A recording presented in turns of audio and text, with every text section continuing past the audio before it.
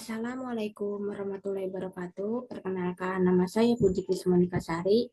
NIM saya 289225594 dari Prodi Manajemen dengan mata kuliah Pasar Uang dan Modal. Dan Bapak dosen saya itu Bapak Sugeng Prayitno SNM. Saya dari Universitas Pancasakti ingin mempresentasikan ujian tengah semester 5. Manajemen modal kerja. Kali ini kita akan membahas tentang manajemen modal. Manajemen modal adalah proses perencanaan, pengelolaan, atau individu untuk mencapai tujuan keuangan tertentu. Tujuan utamanya adalah memastikan bahwa modal yang dimiliki dapat digunakan secara efektif dan efisien, baik untuk operasional sehari-hari maupun untuk investasi jangka panjang, sehingga dapat memberikan hasil yang optimal dan menjaga stabilitas keuangan. Tujuan manajemen modal kerja adalah memastikan bahwa perusahaan memiliki likuiditas yang cukup untuk mendukung operasional sehari-hari, menjaga efisiensi penggunaan aset lancar, dan mencapai stabilitas keuangan.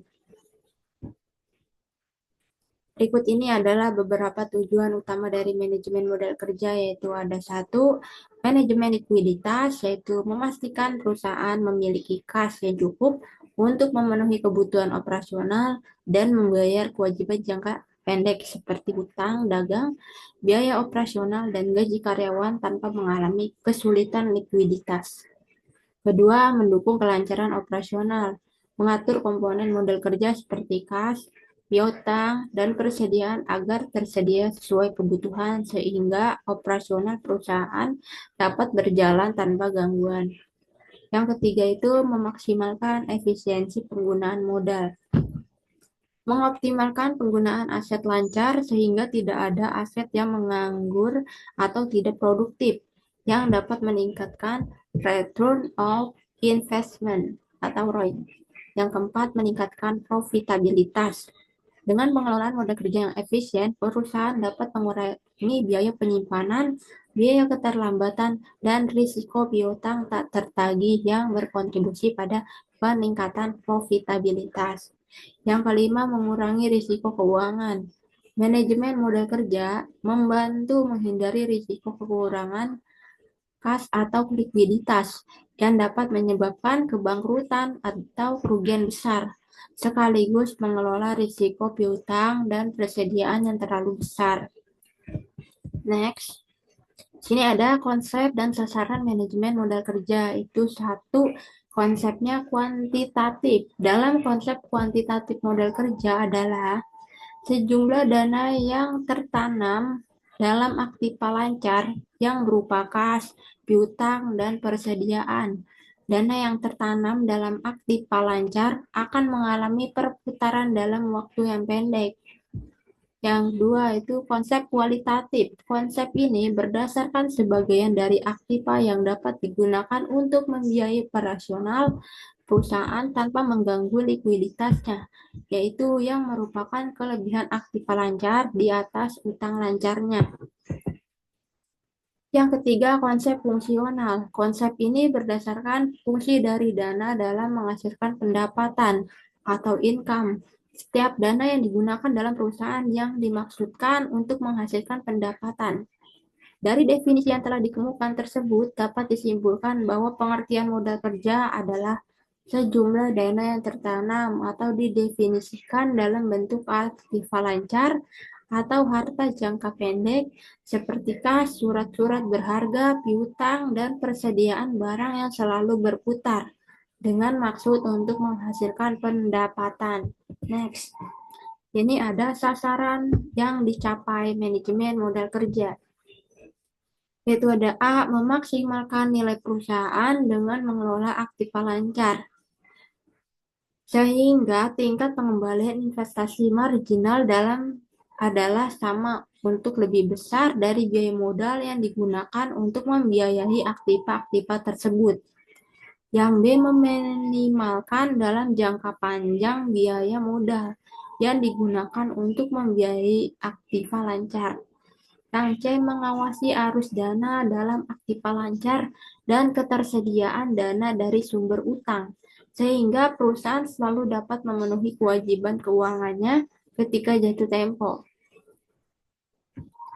Modal kerja yang cukup akan memberikan keuntungan bagi perusahaan, antara lain A. Melindungi perusahaan terhadap krisis modal kerja karena turunnya nilai aktiva lancar. Yang B. Memungkinkan untuk dapat membayar kewajiban-kewajiban tepat pada waktunya. Yang C. Menjamin dimilikinya kredit standing perusahaan semakin besar dan memungkinkan bagi perusahaan untuk menghadapi bahaya atau kesulitan keuangan yang mungkin terjadi. Yang D. Memungkinkan untuk memiliki persediaan dalam jumlah yang cukup untuk melayani para konsumen. Yang E. Memungkinkan perusahaan untuk memberikan syarat kredit yang lebih menguntungkan kepada para pedagangnya. Next. Di sini ada jenis-jenis dan komponen modal kerja, yaitu W.B. Taylor Rianto tahun 2001 itu menggolongkan jenis-jenis modal kerja dalam dua kelompok utama. Ada A. Modal kerja permanen, permanen working capital. Permanen working capital dapat dibedakan dalam dua macam, yaitu satu, modal kerja primer, primary working capital, yaitu jumlah modal kerja minimum yang harus ada pada perusahaan untuk dapat menjamin agar perusahaan tetap dapat beroperasi terus. Yang kedua, modal kerja normal, normal working capital, yaitu modal kerja yang harus ada agar perusahaan dapat beroperasi dengan tingkat produksi normal. Produksi normal merupakan kemampuan perusahaan untuk menghasilkan produk sebesar kapasitas normal dari perusahaan tersebut. Dengan kata lain, pengertian normal di sini adalah dalam arti dinamis. Yang B. Modal kerja variabel atau variable working capital. Modal kerja variabel yaitu modal kerja yang jumlahnya berubah-ubah sesuai dengan perubahan keadaan yang mempengaruhi perusahaan. Modal kerja ini dibedakan, yaitu modal kerja musiman, seasonal working capital, yaitu modal kerja yang jumlahnya berubah-ubah disebabkan fluktuasi musim. Yang kedua, modal kerja siklis, cyclical working capital, yaitu modal kerja yang jumlahnya berubah-ubah disebabkan fluktuasi konjungtur. Tiga, modal kerja darurat atau emergency working capital, yaitu modal kerja yang besarnya berubah-ubah karena adanya keadaan darurat yang tidak diketahui sebelumnya, misalnya bencana alam, pemogokan paruh buruh, dan sebagainya. Next. Di sini ada kebijakan dan penentuan kebutuhan kerja. Itu ada metode keterkaitan dana. Untuk besarnya modal kerja dengan metode ini, kita mengetahui dua faktor yang mempengaruhinya, yaitu sebagai berikut. Satu, periode terikat modal kerja. Dalam periode ini, jangka waktu yang diperlukan dimulai sejak kas ditanamkan ke dalam elemen-elemen modal kerja sampai menjadi kas lagi. Semakin lama periode terikatnya modal kerja, semakin besar jumlah kebutuhan modal kerja, demikian pula sebaliknya. Dua, proyeksi kebutuhan rata-rata per hari. Dalam periode ini, pengeluaran kas per hari merupakan pengeluaran kas rata-rata setiap harinya untuk membeli bahan baku, bahan penolong, bahan pembayar upah, pembayaran biaya pemasaran, dan pembayaran tunai lainnya. Oke, next. Yang B itu metode perputaran modal kerja. Dalam metode ini, biasanya modal kerja ditentukan dengan cara menghitung perputaran elemen-elemen pembentuk modal kerja, seperti perputaran kas, perputaran piutang, dan perputaran persediaan selama perusahaan yang bersangkutan dalam keadaan baik. Periode perputaran modal kerja atau working capital turnover periode dimulai saat kas diinvestasikan dalam komponen-komponen modal kerja sampai saat kembali menjadi kas.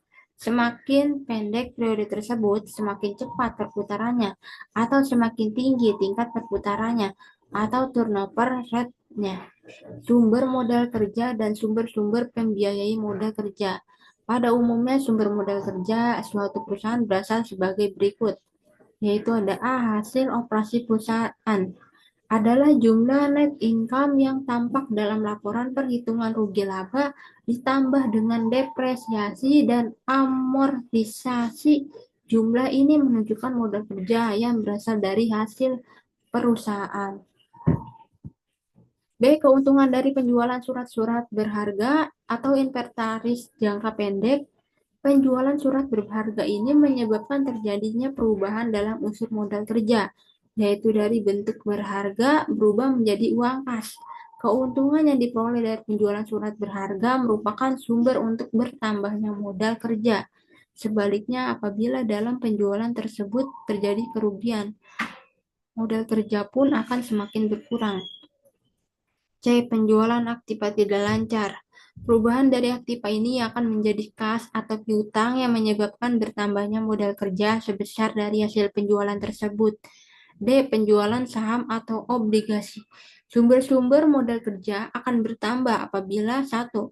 Kenaikan sektor modal, baik yang berasal dari laba maupun adanya pengeluaran modal saham atau tambahan investasi dari pemilik perusahaan. 2. Pengurangan atau penurunan aktiva tetap yang diimbangi oleh bertambahnya aktiva lancar karena adanya penjualan aktiva tetap ataupun melalui proses depresiasi. Yang tiga, penambahan utang jangka panjang, baik dalam bentuk obligasi hipotek maupun uang jangka panjang lainnya yang diimbangi aktiva lancar. Secara umum dapat dikatakan bahwa sumber-sumber pembiayaan modal kerja terdiri atas satu, permanent financing, sumber yang bersifat permanen. Sumber ini digunakan untuk keperluan mempertahankan sirkulasi modal sehingga tidak terjadi suatu kemacetan. Oleh sebab itu, sumber yang paling utama adalah modal sendiri, atau jika terdapat kekurangan, perusahaan dapat menggunakan pinjaman jangka panjang. Yang kedua, current financing, sumber yang bersifat current atau lancar untuk memodali modal kerja variabel, yang sumbernya dapat dibagi menjadi sebagai berikut. A. Internal source. Satu, laba ditahan. Besaran laba yang dimaksudkan dalam cadangan atau ditahan selain bergantung pada besaran laba yang diperoleh selama periode tertentu, juga bergantung pada dividen polisi dan plowing back polisi yang dijalankan oleh perusahaan yang bersangkutan. Kedua, sumber yang berasal dari luar perusahaan seperti dana yang berasal dari pada kreditur dan pemilik, peserta atau pengambil bagian di dalam perusahaan. 3. Modal yang berasal daripada kreditur merupakan utang bagi perusahaan dan modal berasal daripada kreditur tersebut dengan modal asing atau misalnya kredit bank, pinjaman dari pihak lainnya atau kredit dagangan. Yang B. Eternal source. Pembiayaan aktif lancar merupakan salah satu keputusan penting dalam manajemen modal kerja. Kebutuhan modal kerja sebaiknya ditentukan dengan penggunaan modal yang semurah-murahnya. Oke, next itu ada faktor-faktor yang mempengaruhi kebutuhan modal kerja. Ada A, volume penjualan. Volume penjualan merupakan faktor terpenting karena perusahaan memerlukan modal kerja untuk menjalankan aktivitasnya. Yang puncak dari aktivitas ini adalah aktivitas penjualan. Dengan demikian, pada tingkat penjualan tinggi diperlukan modal kerja relatif tinggi. Demikian pula sebaliknya. B. Faktor-faktor musiman. Adanya pergantian musim akan mempengaruhi besar kecilnya tingkat penjualan. Demikian pula perekonomian. C. Perubahan dalam teknologi dapat mempengaruhi proses produksi menjadi lebih cepat dan lebih ekonomis. Dengan demikian akan dapat mengurangi besar kebutuhan modal kerja. Yang D, kebijakan perusahaan meliputi satu, politik penjualan kredit, yaitu panjang pendeknya piutang akan mempengaruhi besar kecilnya modal kerja dalam suatu periode. Kedua, politik penentuan persediaan, yaitu jika persediaan ditentukan tinggi, modal kerja akan tinggi, semakin pula sebaliknya. Yang E itu besar perusahaan baik dalam ukuran aktiva maupun dalam ukuran penjualan akan mempengaruhi tingkat kebutuhan modal kerja. Yang F, kegiatan perusahaan. Pada umumnya jenis kegiatan perusahaan akan mempengaruhi besarnya modal kerja untuk perusahaan dagang. Jumlah aktiva lancar akan lebih besar dibandingkan dengan aktiva lancar yang dimiliki oleh perusahaan manufacturing. Next, get tersedianya kredit. Perusahaan yang memperoleh kredit yang tersedia setiap saat dari bank dapat bekerja dengan tingkat modal kerja yang lebih rendah dibandingkan dengan yang tidak memiliki fasilitas kredit. Yang H, perilaku menghadapi keuntungan. Setiap dana yang memerlukan biaya modal kerja besar akan mengurangi laba perusahaan. Beberapa perusahaan lebih menyukai modal kerja yang besar dan bersedia memikul sedikit kerugian.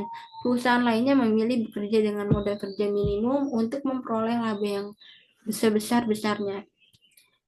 Perilaku menghadapi risiko. Aktiva lancar didefinisikan sebagai aktiva yang secara normal berubah menjadi kas dalam waktu 1 tahun atau kurang. Pengelolaan aktiva tetap yaitu berubah menjadi kas memerlukan waktu lebih dari 1 tahun atau biasa disebut capital budgeting.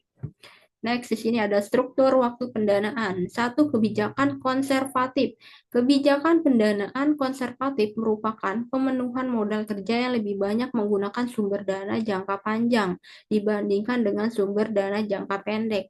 Dalam kebijakan konservatif, modal kerja permanen dan sebagian modal kerja variabel lainnya dipengaruhi oleh modal kerja dana jangka panjang dan sebagian modal kerja variabel dipenuhi dengan sumber dana jangka pendek. Yang kedua, kebijakan moderat atau hedging.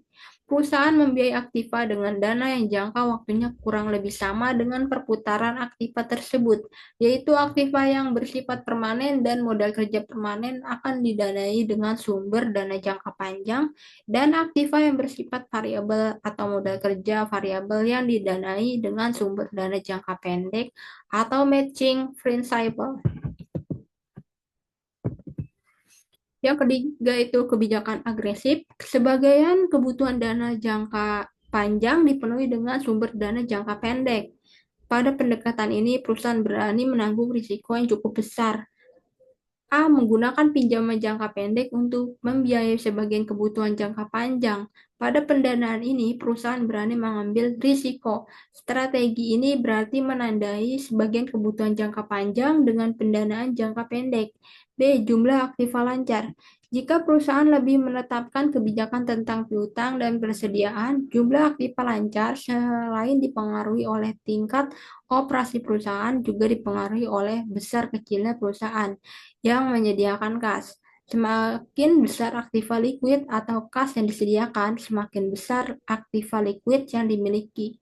C. Kombinasi keputusan struktur utang dan aktiva lancar. Apabila keputusan struktur utang dan aktiva lancar dikombinasikan, perusahaan dapat menjumpai berbagai situasi. Misalnya perusahaan mungkin memilih pendanaan agresif. Hal ini berarti sebagian kebutuhan jangka panjang dibiayai dengan dana jangka pendek.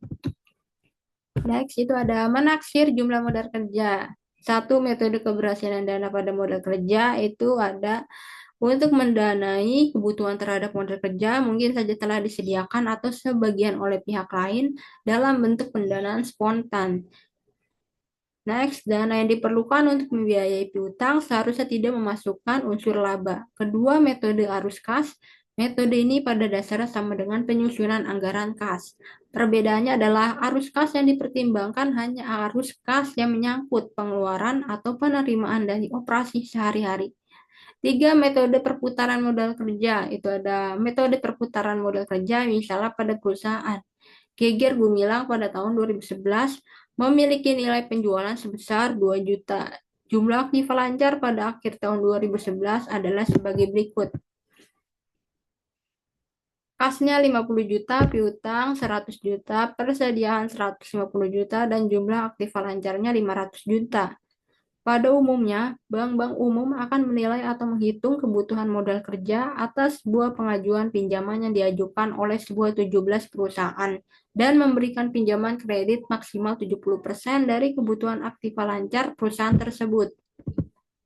Untuk menaksir modal kerja atau dalam arti aktiva lancar, kita dapat menggunakan metode perputaran modal kerja. Perputaran komponen-komponen aktiva lancar tersebut dihitung dengan cara berikut.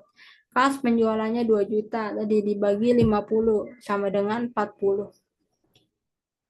Rata-rata kasnya itu 50, piutang penjualan 2 juta dibagi 300 sama dengan 6,67x. Rata-rata piutangnya 300. Persediaan penjualan 2 juta dibagi 150, 13,13 X. Rata-rata piutangnya itu 150. Di sini ada efisiensi modal kerja. Satu, makna efisiensi modal kerja sebagai perbandingan antara keluar dan masuknya jumlah efisiensi dapat juga disebut sebagai daya guna, yang penekanannya pada hasil yang ingin dicapai dan memperhitungkan pengorbanan untuk mencapai hasil. Rasio yang digunakan sebagai indikator efisiensi modal kerja adalah Return on Working Operating Income Current Asset. Rasio ini menggunakan dasar pemikiran pengukuran keuntungan operasi dari setiap modal kerja bruto yang dimiliki perusahaan. Semakin besar kemampuan modal kerja tersebut, semakin besar keuntungan operasi. Konsep modal kerja bruto dipergunakan dengan maksud agar pengukuran efisiensi tidak dipengaruhi oleh kebijakan pendanaan jangka pendek lainnya. Pengukuran efisiensi modal kerja. Bentuk dan jumlah komponen kerja bervariasi. Menurut operasional, untuk mendapatkan jumlah komponen yang digunakan dalam aktivitas operasional selama siklus operasional, efisiensi modal kerja diukur menurut hari kerja modal day working capital atau DWC. Tiga unsur-unsur efisiensi modal kerja itu ada penjualan adalah penerimaan yang diperoleh dari pengiriman barang pertimbangan. B. Persediaan adalah barang-barang yang disimpan untuk dijual kembali oleh perusahaan. Persediaan adalah salah satu elemen penting dalam usaha-usaha perusahaan untuk memperoleh tingkat penjualan yang diinginkan. C. Utang adalah utang yang akan dilunasi dalam jangka waktu 1 tahun atau 1 siklus operasi perusahaan. Sekian dan terima kasih presentasi dari saya yaitu sendiri Puji Krismunikasari. Billahi taufik wal hidayah. Wassalamualaikum warahmatullahi wabarakatuh.